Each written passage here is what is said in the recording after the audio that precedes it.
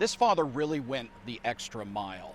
He not only did a full-length documentary about his daughter's struggles and her life in general, but also about the fentanyl crisis at the southern border and what we can do to combat it. That is the father-daughter dance when I got remarried in 2017.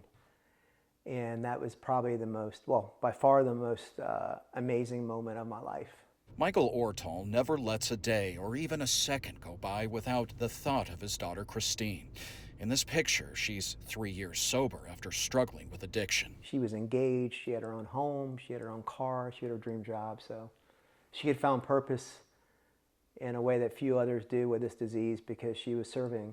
She was working at a local recovery center, but she relapsed and overdosed on a substance laced with fentanyl and died in 2020. He discovered her journals that showed how his daughter was struggling, fighting for her life and her hopes and dreams. I saw her heart open up. He took these journals and made a documentary about her life and the fentanyl crisis facing the United States. It's called 1 Second at a Time. Christine struggled with substance use disorder for 10 years. I want to help other parents. I think we as parents love our children more than anybody else, but we can hurt them. It talks about her long journey of fighting addiction, the fentanyl crisis at the southern border, how China and the drug cartels fuel the crisis, even talking to a cook who makes the deadly drug. He says we're all out to make the most addictive product.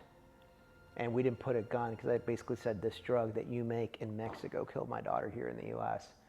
He says, look, I didn't put a gun in your daughter's hand, but we're all out to make the most addictive drug here, and fentanyl is a game changer. He created a charity in her name and released the documentary to the world, wanting others to watch, learn, and understand the crisis our country faces and what it can do to families and our loved ones. Michael says a lot more needs to be done. He says the federal government should be going after the cartels and do more at the southern border. Jeff Van Sant, Spectrum News.